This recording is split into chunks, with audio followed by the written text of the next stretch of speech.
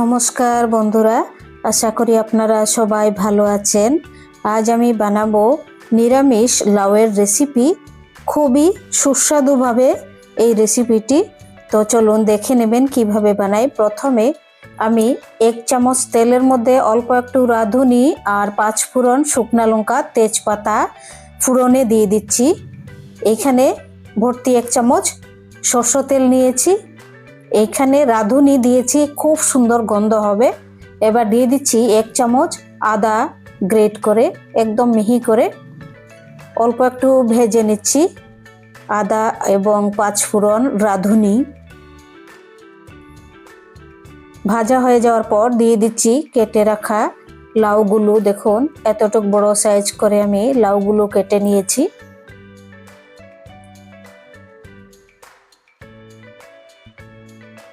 এবার দিয়ে দিচ্ছি কেটে রাখা শিম। এখানে 6টি শিম আছে, শিমগুলো দিয়ে দিচ্ছি এখানে। খুব ভালোভাবে 5 মিনিট ভেজে নিচ্ছি সবজিগুলো। এবার দিয়ে দিচ্ছি, এই যে দেখুন খুবই সুন্দর, এটি হচ্ছে গিয়ে খুব মিহি দানার মুগ ডাল। এই মুগ ডালটি এখানে নিয়েছি আমি বড় চামচে 1 চামচ। এই সবজির মধ্যে দিয়ে দিলাম। ভালোভাবে ধুয়ে নিয়েছি মুগ ডাল।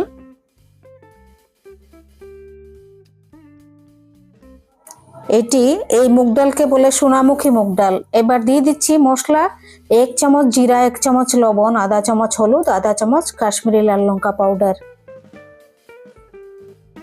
সোনামুখী মুগ ডাল দিয়ে কিভাবে দুর্দান্ত সুস্বাদু হবে এই লাউয়ের রেসিপিটি। সোনামুখী মুগ ডালের মধ্যে খুব একটি আলাদা একটা স্বাদ আছে, খুব সুন্দর গন্ধ হয়। মশলা দেওয়ার পর 5 মিনিট খুব ভালোভাবে আমি ভেজে নিয়েছি। ভাজার পর 1 কাপ গরম জল দিয়ে দিচ্ছি। 1 কাপ গরম জল দিয়ে আমি 10 মিনিট সেদ্ধ করে নেব ঢাকা দিয়ে। 10 মিনিট হয়ে গেছে, খুব সুন্দর সেদ্ধ হয়েছে দেখুন। এবার দিয়ে দিচ্ছি আধা চামচ চিনি।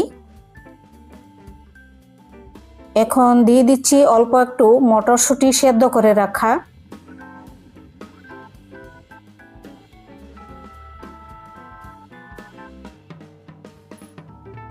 খুব সুন্দর সেদ্ধ হয়েছে। এরকম ভাবে নিরামিষ মুগ ডাল রান্না করে খেয়ে দেখবেন, অসাধারণ। সোনামুখী মুগ ডাল লাউ দিয়ে।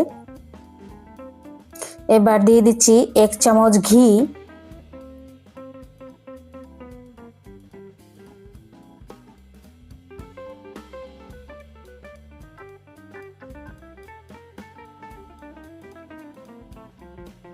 এখন 2টি কাঁচা লঙ্কা দিয়ে আর অল্প একটু ধনিয়া পাতা কুচি দিয়ে আমি তরকারিটি নামিয়ে নেব।